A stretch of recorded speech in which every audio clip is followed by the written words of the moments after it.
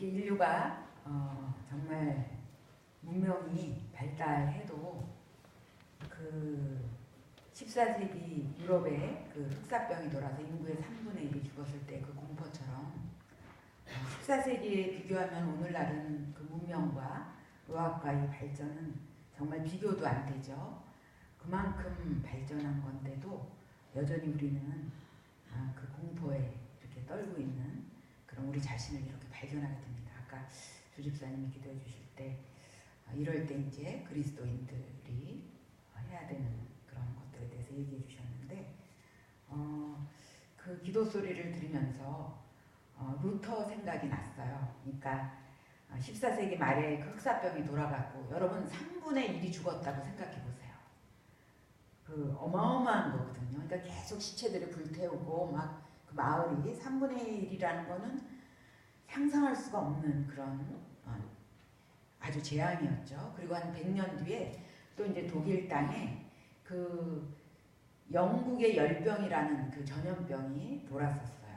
그래서 루터가 살고 있는 비텐베르크에 그 전염병이 돌았을 때 루터의 이제 일기를 제가 이렇게 번역을 했는데 거기에 보면 루터가 이렇게 썼어요. 비텐베르크가 텅텅 비었다고. 사람들이 루터의 가족에게 권유를 했어요. 빨리 당신도 이 비텐베르크를 떠나라. 그러니까 이 도시가 텅텅 빌 정도로 사람들이 떠났는데 루터는 그 비텐베르크에 있는 병자들을 위해서 떠나지 않았어요. 떠나지 않고 그 아내랑 같이 그 식구들이 그대로 남아서 그 환자들을 그 자기네 집에 데리고 와서 그것을 전형 말하자면 병동이 된 셈이에요. 거기서 이제 그 환자들을 이렇게 진료하고 그럴 때 이제 죽은 사람도 있었어요. 그래서 굉장히 그 죽음을 슬퍼하고 그러면서 그때 이렇게 그 일기를 썼던 것들이 있어요. 그래서 후대 사람들이 그 루터를 얘기할 때 그 전염병이 돌았을 때 끝까지 그 비텐베르크를 떠나지 않고 남아서 그 교구, 그 병에 걸렸던 교구 식구들을 이렇게 돌봤던 루터에 대한 이야기들을 이렇게 많이 해요. 되게 루터가 이제 굉장히 딱딱하고 막 이런 사람으로 이렇게 알고 있는 사람들한테 아니다, 루터가 이런 면이 있다 이렇게 얘기할 때 그런 얘기를 하는데 이렇게 우리가 오늘날 이 코로나 바이러스 때문에 굉장히 위축되고 이럴 때 그 당시가 이렇게 많이 생각났어요. 여러분 그런데 이제 14세기에 인구의 3분의 1이 흑사병 지금으로 말하면은 콜레라예요. 우리 초등학교 때 콜레라 주사 항상 맞았어요. 여름에 뇌염주사, 장티푸스, 콜레라 주사 이렇게 3개를 항상 제가 초등학교 때 맞았거든요. 그런데 그 콜레라가 일종의 그 중세 흑사병이라고 할 수가 있어요. 그럴 때 이제 죽지 않은 사람들이 누구냐면 유대인들이 안 죽었어요. 사람들이 떼거지로 죽고 있는데 유대인들이 안 죽는 거야. 그래서 도리어 그때 유대인들은 마녀로 몰아갔어요. 쟤네들이 죽지 않는 것은 지네가 퍼뜨리고 그래서 지네들은 죽지 않는 거다. 그런데 이제 오늘날 그 과학이 그 원인을 밝혀냈잖아요. 유대인들이 어떻게 살았냐? 왜 살았죠? 유대인들 어떻게 다 3분의 1이 죽어가는데 유대인들이 안 죽었어요. 유럽에 여러분들 유대인들 참 많았어요. 그래서 그 독일에서 히틀러가 유대인들 쫓아내려고 그렇게 하는 그런 일, 살인하는 그런 일들이 벌어졌거든요. 경제적으로 그 주도권을 갖게 되니까. 그래서 프랑스건 영국이건 독일이건 유대인들이 굉장히 많이 있었는데 그 흑사병에 사람들이 다 썰어서 죽는데 유대인들이 안 죽는 거예요. 유대인들이 어떻게 안 죽었을까요? 손과 발을 씻잖아요.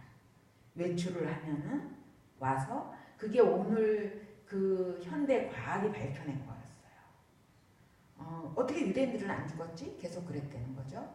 그런데 씻어서 손과 발을 씻어서 그래서 이 정결한 그 우리 레위기에 보면 그 유대인 그 하나님 주신 정결법 같은 것들 있잖아요. 다양한 방법으로 그 정결한 거. 그래서 오늘날 여러분 우리가 이렇게 코로나 바이러스가 돌 때 그 보건당국에서 얘기하는 거 동일한 얘기예요. 뭐죠?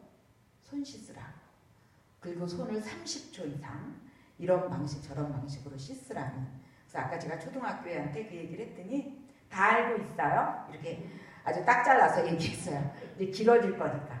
다 알고 있어요? 이러더라고요. 그래서 야, 너 진짜 똑똑하다. 그렇게 씻고 있구나. 이제 그렇게 얘기를 했습니다. 그래서 하나님께서 우리가 두려워하지 않게 우리에게 방법이 이렇게 주시는 거죠. 저는 이제 뭐 이렇게 코로나 바이러스가 이렇게 있음에도 불구하고 또 여러분들과 제가 가졌던 성경 속에서 제가 가졌던 그런 의문을 같이 나누는, 제가 항상 설교할 때마다 제 의문을 가져와서 이렇게 나누는데 오늘도 그런 나눔을 함께 나누고 싶습니다. 사실 하나님이 그 이스라엘 백성한테 그 약속한 땅이 젖과 꿀이 흐르는 땅으로 약속하셨는데 젖과 꿀이 흐르는 땅 같지 않은 곳으로 하나님이 백성들을 끌고 갔거든요. 그래서 오랫동안 이 젖과 꿀이 흐르는 이 땅이라는 약속을 하나님이 결코 거짓말하는 분이 아니고 그 빈말하시는 분이 아닌데 왜 그렇게 말씀을 하셨을까? 이제 그런 질문을 갖고 있다가 요 신명기 이 11장 말씀을 통해서 조금 저의 그 의문에 대해서 이렇게 조금 한 걸음 나아가는 그런 시간을 가졌었습니다. 그래서 함께 여러분들은 이미 나가셨을 수도 있는데 함께 이렇게 시간을 갖고 싶습니다. 이제 저희가 몇 년 전에 이렇게 몇 교수들이 모였는데 어떤 교수님이 그 얘기를 했어요. 아니 하나님은 왜 아브라함을 갈대아우르 그 하란 그쪽에 그냥 놔뒀으면 석유가 펑펑 나와서 잘 살고 있을 텐데 왜 이렇게 척박한 팔레스타인 그 가나안 땅으로 끌고 왔는지 모르겠다. 이제 그런 얘기를 이렇게 했어요. 그래요, 여러분. 그 아브라함의 그런 고향, 그 본토 아비집은 오늘날 말하면 석유가 나오는 그런 중동의 그 지역이잖아요. 왜 그 지역에서 데리고 와갖고 이 팔레스타인 지금 이스라엘 그 땅으로 이렇게 데려왔을까? 이제 이런 질문을 던지면서 우리가 이제 그것은 영적인 거죠. 뭐 이렇게 얘기했지만 그래도 젖과 꿀이 흐른다 그러는데 이 돈이 풍성하게 팍팍 흐르는 땅을 하나님은 다 아실 텐데 왜 이렇게 끌고 왔을까? 이제 그런 얘기들을 이렇게 나눈 적이 있습니다. 사실 우리가 지금 얘기하는 그 팔레스타인 이 땅을 보면은 젖과 꿀이 흐르는 땅은 결코 아니죠. 사실 보세요. 북쪽으로는 지중해가 있잖아요. 그 남쪽으로는 아라비아 그게 있고 서쪽으로는 애굽이라는 강대국이 있는 거예요. 그리고 동쪽으로는 뭐가 있어요? 지금 말하자면은 뭐 아수르라든가 뭐 바벨론이라든가 바사라든가 우리가 그 이스라엘의 그 역사를 유다 왕국과 이스라엘 왕국의 그 역사를 쭉 보면 나오는 그 이스라엘을 고통스럽게 했던 그 대제국이 있는 그 가운데 있는 거예요. 그 가운데 땅이 바로 하나님이 그 젖과 꿀이 흐른다고 약속해서 이스라엘 백성을 데리고 온 땅이에요. 우리의 국가도 우리의 나라도 아주 그런 강대국에 끼어있는 나라이기 때문에 우리가 이 지정학적인 그 이스라엘의 환경을 너무 잘 이해하잖아요. 그래서 항상 동과 서가 이렇게 격돌했어요. 격돌할 때마다 그 희생자는 누구냐면은 중간에 껴있는 하나님이 약속한 젖과 꿀이 흐르는 땅으로 나온 이 가나안에 살고 있는 그런 백성들이었어요. 근데 하나님이 글로 끌고 나오신 거예요. 그래서 이제 미국에 있을 때 한 그 유대인애가 그런 얘기를 했어요. 우리는 이렇게 생각한다는 거예요. 야, 너희가 진짜 젖과 꿀이 흐르는 땅이니? 그랬더니 하나님은 절대 거짓이 없으시기 때문에 이 땅은 젖과 꿀이 흐르기 때문에 자기네는 하나님의 그 말씀을 믿고 이 땅을 젖과 꿀이 흐르는 땅으로 만들어 가고 있다는 거예요. 여러분, 사람들이 이스라엘 땅에 가면 굉장히 놀래요. 그 관계 수로를 갖다 개발해 갖고 그 사막을 갖다가 그 물을 끌어들여서 이렇게 과일을, 그래서 파인애플은 이스라엘 파인애플이 가장 맛있다 그런 얘기가 있어요. 파인애플은 이스라엘께 가장 맛있다. 그래서 그 이스라엘에서 온 파인애플은 가장 비싸다. 이제 미국에 있을 때 사람들이 그런 얘기를 했어요. 그런데요, 솔직히 말해서 이렇게 피땀 흘려서 광개수로로 그 사막을 옥토로 만들지 않아도 그것보다 좋은 옥토들이 얼마든지 있다는 거예요. 얼마든지 있어요. 그래서 제 친구는 저는 이제 이 남한과 똑같은 기후를 갖고 있는 뉴저지에서 공부했기 때문에 별 그런 생각이 없어서 똑같아요. 근데 이제 웨스트 버지니아에서 이제 공부를 했던 내 친구가 나한테 그 얘기를 했어요. 야, 내가 초등학교 때 들었던 얘기는 그거 완전 사기였어. 그래서 뭐? 그랬더니 우리가 어릴 때 항상 한국의 가을 하늘은 이 세계에서 가장 아름답다. 제가 웨스트 버지니아에서 공부하면서 야, 그거 사기였구나. 그 가을 하늘이 너무 아름다워서 사기였구나. 그런 생각이 이렇게 들었다는 얘기를 했어요. 여러분, 인간이 막 온 힘을 다해서 그 수로를 개발한 그 이스라엘 땅보다 정말 비옥한 땅이 얼마나 많은지 몰라요. 그래서 저는 그 유대인 그 친구가 얘기했던 하나님은 약속을 지키기 때문에 여기는 젖과 꿀이 흐르는 땅이야. 우리는 이것을 젖과 꿀이 흐르는 땅으로 만들 거야. 아, 거기에도 저는 완전히 동의할 수 없었어요. 하나님이 젖과 꿀이 흐르는 땅으로 이스라엘 백성을 데려간 것에 대해서. 그러면서 또 뭐냐면은, 아니, 오늘 본문 말씀을 보세요. 보면은 이제 그 말씀이 있잖아요. 그 하나님이 이제 젖과 꿀이 흐르는 땅으로 이제 그 이스라엘 백성들을 갖다가 데리고 나왔다는, 그게 뭐냐면은 9절에 이런 게 있어요. 또 여호와께서 너희의 조상들에게 맹세하여 그들과 그들의 후손에게 주리라고 하신 땅, 곧 젖과 꿀이 흐르는 땅에서 너희의 날이 장구하리라. 이렇게 얘기했거든요. 근데 이제 하나님이 이스라엘 백성들에게 젖과 꿀이 흐르는 땅으로 데려간다고 모세에게 약속할 때 어느 땅으로부터 데리고 나오겠다는 얘기였죠? 모세에게 얘기할 때 어느 땅이었죠? 자, 안 되겠습니다, 여러분. 출애굽기 3장 지금 읽어주십시오. 8절을 읽어주십시오. 출애굽기 3장. 네. 8절이요. 네. 네, 크게요.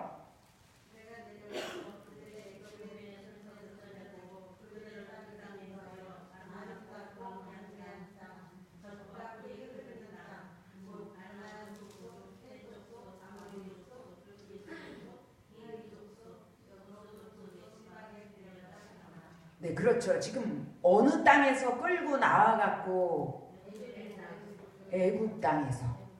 여러분, 애굽 땅이라는 것은 어떤 땅이에요? 풍요의 땅이에요. 애굽 땅은 아주 풍성한 땅이에요.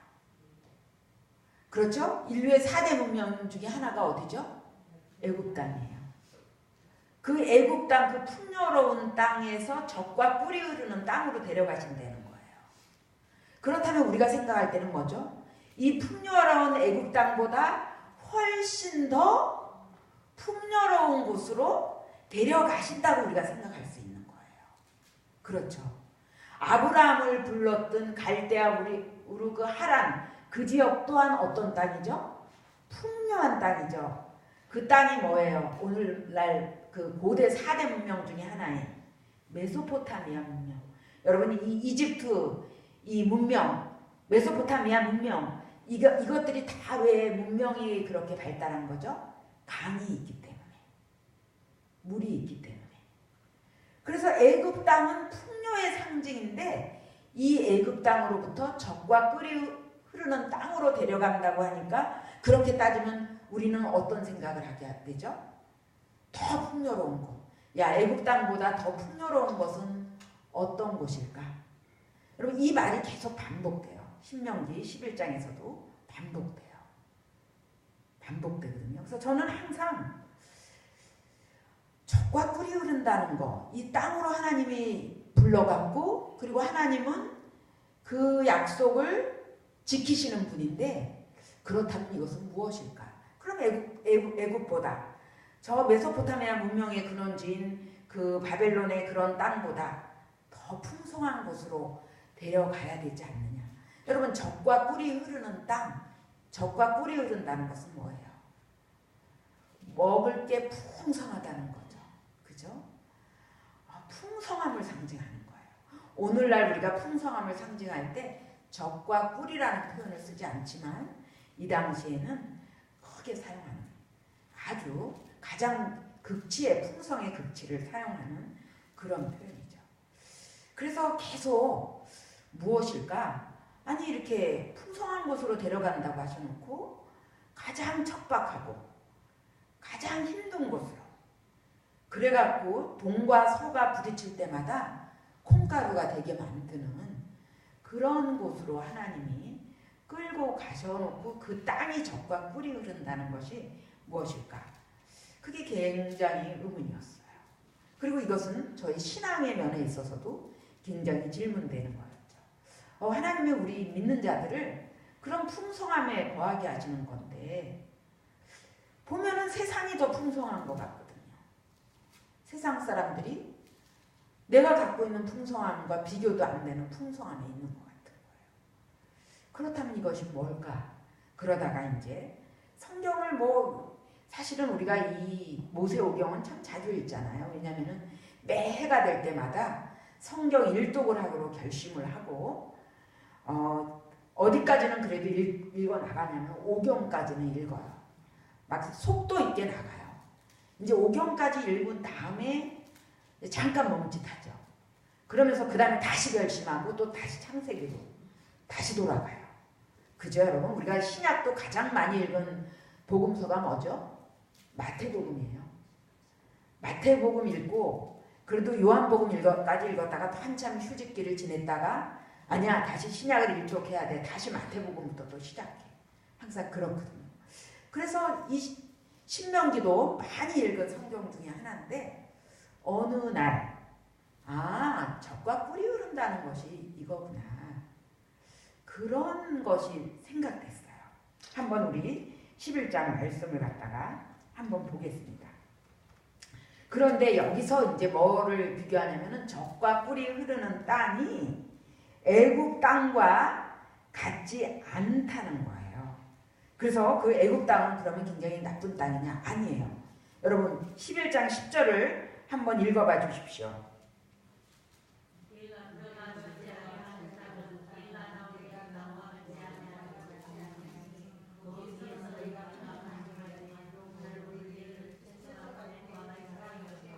예. 내가 너희에게 약속한 젖과 꿀이 흐르는 땅은 뭐와 같지 않다 그랬죠? 애굽 땅과 같지 않다는 거예요. 애굽 땅과 같지 않다고 분명하게 얘기했어요. 여러분, 애굽 땅은 풍성한 땅이잖아요. 그것과 같지 않다는 거예요. 근데 그 애굽 땅을 폄하하지 않았어요. 애굽 땅은 어떤 땅이에요? 물이 풍성하다는 거예요. 그래서 물을 갖다가 밭에 대는 것이 너무 쉽다는 거. 여러분, 물이 있는 곳에야말로 뭐가 있을 수가 있죠? 생명이.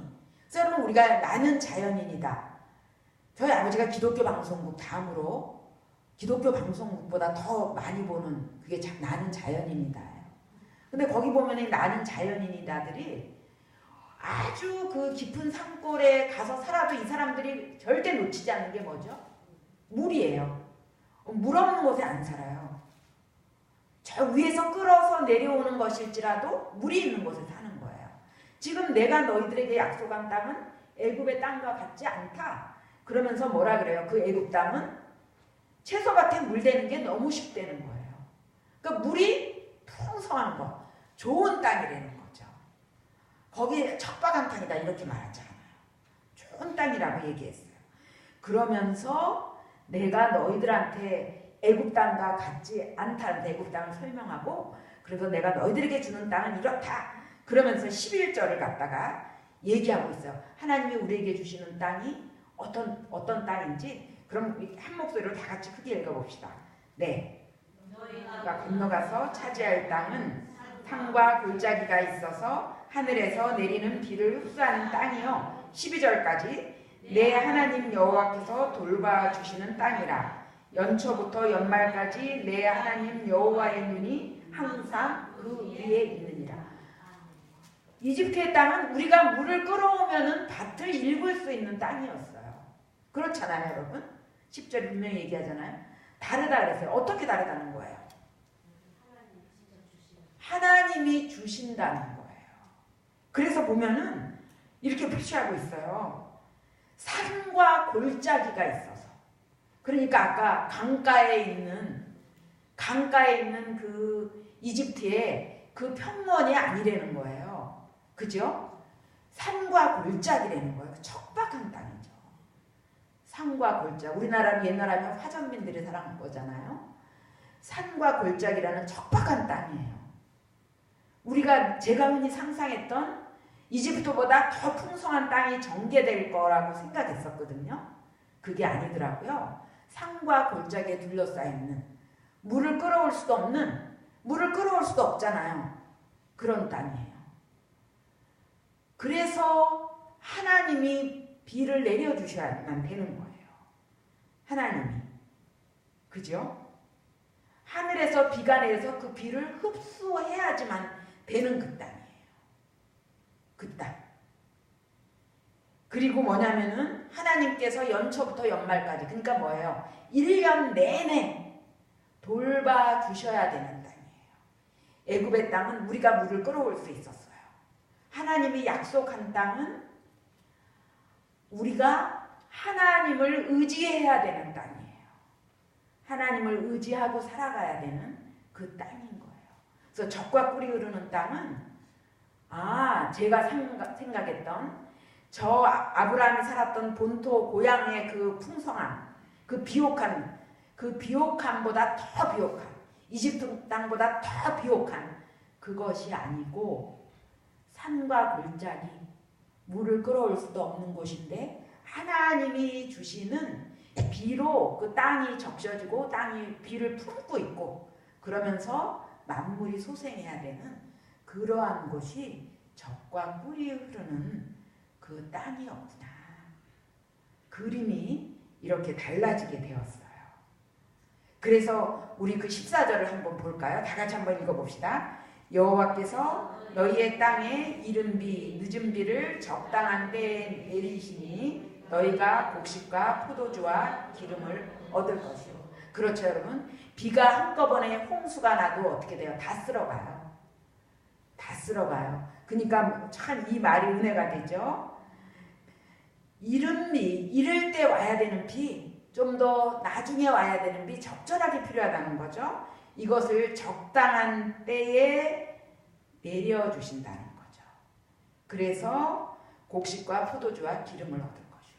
이 비도 적절하지 않으면은 사람의 농부의 수고가 다 헛되게 되잖아요.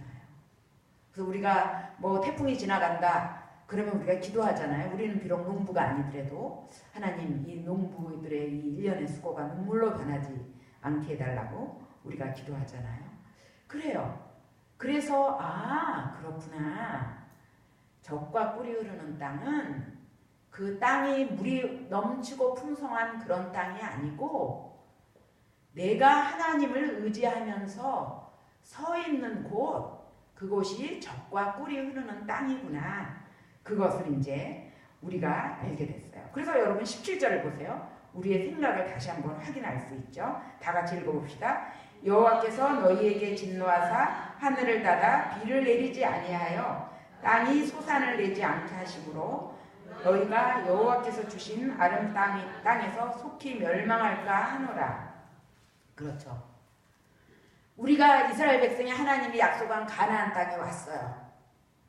그래서 여기가 하나님이 약속한 땅이니까 여기가 풍성할 거야. 아니었잖아요. 우리가 눈물의 선지 예레미야의 눈물을 우리가 기억하잖아요. 자기의 그 백성을, 민족을 위해서 얼마나 슬피 울었어요. 하나님의 뜻에 돌이켜 있는 그 민족을 위해서. 그래서 우리가 그 이스라엘의 예언서들을 이렇게 읽어보면은 그 하나님이 약속한 땅에 이 사람들이 분명히 와 있는데 뭐냐면은 온갖 풍파를 다 겪고 있는 거예요. 그 범죄함으로 인해서. 그래서 오늘 우리가 17절에 보니까 우리가 어디든지 우리가 하나님을 진노케 하면은 그것은 젖과 꿀이 흐르지 않아요. 적과 꿀이 흐르지 않아요.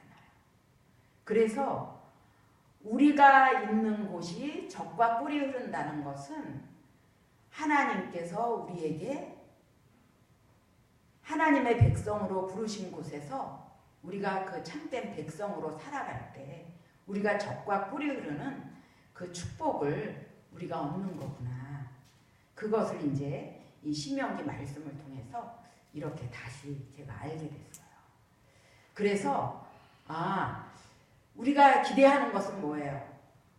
내가 하나님을 믿는다 할 때 우리는 내 눈앞에 펼쳐지는 그 풍성한 그런 그 물질적인 가시적인 축복 속에서 우리가 살아가는 것들을 우리가 먼저 기대하면서 우리가 서 있어요.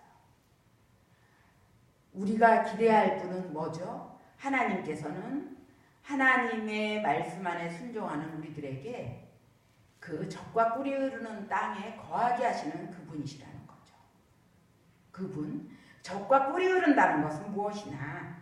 이렇게 보면은 우리가 읽은 그 뒤에 말 18절에 보면 이런 말씀이 있어요. 이것도 제가 혼자 읽으면 안 될 것 같아요. 그러면 18, 19절을 다 같이 20절까지 읽읍시다. 네, 시작. 이러므로 너희는 나의 이 말을 너희의 마음과 뜻에 두고 또 그것을 너희의 손목에 내어 기호를 삼고 너희 미간에 붙어 표를 삼으며 또 그것을 너희의 자녀에게 가르치며 집에 앉아 있을 때에든지 길을 갈 때에든지 누워 있을 때에든지 일어날 때에든지 이 말씀을 강론하고 또 내 집 문설주와 바깥문에 기록하라. 여러분 뭐예요? 철저하게 하나님의 말씀으로 하나님이 우리에게 살도록 우리에게 말씀을 주셨어요. 우리 그럼 어떻게 살아야 되죠? 하나님 우리 어떻게 적과 꿀이 흐르는 그 땅에 우리가 어떻게 거합니까? 우리가 질문할 때 하나님께서는 우리에게 말씀을 주신다는 것을 우리에게 주셨어요. 말씀을 주셨어요. 여러분 사실 이제 저는 아직 제가 아직 이스라엘 성지순례를 안 가서 유럽은 제가 교회사를 공부해갖고 여러 번 갔는데 안 가고 이집트도 안 가봤어요. 이집트도 안 가보고 그래서 이제 언젠가는 이제 가야 되는데 다리가 이제 좀 더 많이 걸어야 되니까 한 1, 2년 정도 있은 다음에 가려고 그래. 이 다리 부러지는 바람에 그렇게 이제 며칠. 근데 제가 이집트 가면 꼭 가려고 하는 곳이 있어요. 제가 이집트 가면 어디를 가고 싶어 하겠어요? 피라미드라든가 뭐 그런 것들 거기도 꼭 갈 거예요. 그리고 낙타를 꼭 타려고 그래요. 장모님 갔다 오신 낙타 타셨어요? 꼭 권하고 싶어요? 그래요? 너무 힘드셔갖고 일부러 권하시는 건 아닌지. 낙타도 타고 싶어요. 근데 제가 꼭 가고 싶은 곳은 뭐냐면은 쓰레기장이 있어요. 모카탐이라는 곳. 아주 유명한 곳이에요. 그곳은 누가 사는 곳이냐면은 이집트는 무슬림이잖아요. 그래서 그런데 아직도 10%도 안 되는 그리스도인들이 살고 있어요. 그리고 이 사람들은 이슬람들은 어떤 것들을 하냐면은 이슬람이 아니면은 공직이나 이런 거에 절대 오를 수 없어요. 그 어떤 사회적인 그 제약과 이런 것으로 제약을 주는 거예요. 불이익을 주면서 이제 그 탄압을 하는 거죠. 그런데 이 사람들이 어디에 살고 있느냐면은 쓰레기 수거장에 살고 있어요. 그게 모카탐이라는 곳이에요. 이 그리스도인들이 정착한 곳이에요. 이집트 정부에서 이 그리스도인들이 눈에 가시 같은 존재들이잖아요. 그래서 이 사람들이 또 핍박을 많이 받고 있는 거예요. 그럼 너희들에게 안전한 곳을 제공하겠다. 그 대신 너희는 어떤 일을 하면서 살아야 되냐면은 쓰레기를 수거하는 것을 하면서 살아라. 그래서 이 사람들이 살고 있는 것이 모카탐이라는 곳이에요. 그래서 여러분 평생 자기네가 능력껏 뭔가를 할 수 있는 그런 모든 것들을 버리고 그 쓰레기장에서 살고 있어요. 그래서 거기 유명한 교회가 있어요. 사람들이 이제 그곳에 많이 가요. 이 동굴교회라고 하는 그런 교회인데 한번 인터넷에 들어가면 여러분들이 볼 수가 있어요. 이 사람들이 여러분 정말 쓰레기장에서 살아간다는 게 얼마나 고통스럽겠어요. 쓰레기를 수거하면서. 그래서 쓰레기촌에서 이 사람들이 살아가는 거야. 그런데 그곳에서 이 사람들이 살아가는 이유는 뭐냐? 예배하는 자유를 갖기 때문에 살아가는 거예요. 우리가 하나님 앞에 예배할 수 있는 자유가 우리에게 주어진다는 그 약속 때문에 숨어서 예배드리다가 핍박당하고 이러지 않고 적어도 이곳에서는 우리가 주님 앞에 자유롭게 예배할 수 있다. 그래서 정말 살고 싶지 않은 그곳에서 이렇게 살면서 쓰레기를 수거하는 그 더러운 일을 담당하면서 자유함 속에서 예배하는 그것을 이렇게 선택한 것을 볼 수가 있어요. 많은 거기 가면 환영합니다 이런 게 한국말로 써 있어요. 그 교회 한국말로. 그래서 거기에 있는 사람이 글더래요. 여기에 한국 그리스도인들이 굉장히 많이 오고 있다고. 굉장히 큰 위로가 될 거예요. 아, 우리를 기억하고 이 사람들이 이렇게 오는구나. 그래서 여러분 만약에 이제 이집트를 가게 되면 그 모카탐이라는 곳을 한번 가셔서 우리가 당신들을 위해서 기도하고 또 우리가 이렇게 굉장히 감동을 받고 있다. 그래요. 이 사람들이 갖고 있는 신앙이 그게 아닐까 싶어요. 젖과 꿀이 흐르는 땅이 우리에게 무엇일까? 우리에게는 하나님 앞에 예배할 수 있는 그 자리다. 그것이 아니었을까? 여러분 우리 새해를 맞이했습니다. 우리가 구정을 지난번에 지냈잖아요. 구정과 더불어서 우리는 코로나 바이러스라는 이런 재앙이 우리에게 왔어요. 그 재앙이 왔지만 우리를 또 지켜주시는 그 하나님 앞에서 우리가 그 하나님을 의지하면서 우리가 2월 첫째 주를 하면서 벌써 한 달이 가버린 이 시점에서 이 2020년 우리가 하나님 앞에서 정말 젖과 꿀이 흐르는 그런 땅에서 우리가 지금 살고 있다는 또 하나님 보시기에 그렇게 살고 있는 그런 그런 고백을 하면서 우리가 이제 또 이 2020년을 또 멋있게 살아나가시기를 간절히 기도드립니다. 아멘. 다 같이 기도하시겠습니다.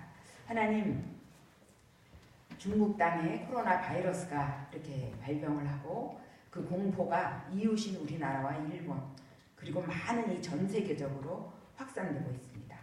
하나님, 이 모든 것들 하나님께서 이 땅에 하나님의 복음이 더욱 풍성해지는 그런 시간들이 되게 해주시고 하나님 이 재앙이 도리어 우리가 하나님 앞에서 더 견고히 설 수 있는 그런 시간들이 되게 해주시옵소서. 하나님 저희들이 하나님 앞에 우리 가족과 우리 자신은 건강하지만 하나님 이 엄청난 일을 겪고 있는 많은 사람들을 위해서 기도하게 해주시고 또 저희가 믿음 안에서 이 일들을 바라볼 수 있는 저희들이 되게 해주시옵소서. 하나님이 엄청난 일 앞에서 저희가 다시 하나님 앞에 견고히 저희 자신을 돌아보게 해주시고 또 말씀 안에서 우리가 서 있는 2020년이 될 수 있도록 하나님께서 저희들을 돌봐주시고 은혜를 허락해 주시옵소서. 하나님 담당하는 의료진들 하나님께서 공포와 두려움 속에서 그들을 강하게 지키시고 그들에게 하나님께서 치유의 은혜를 허락하여 주시옵소서. 하나님 이 일을 하나님께서 어수속히 깨끗하게 하여 주셔서 하나님 저희들이 예배를 보는 것에 있어서 두려움이 없도록 하나님께서 돌봐주시옵소서. 하나님 특별히 우리 교회에 많은 연로하신 분들이 계십니다. 하나님께서 더욱 강건하게 하나님께서 건강을 더욱 지켜주시옵소서. 이제는 우리 주 예수 그리스도의 은혜와 하나님의 무한하신 사랑과 성령의 감화 감동하심이 이 신금호 재단에서 예배드리는 우리 모두 위에 영원히 함께 하시기를 간절히 축원하옵나이다. 아멘.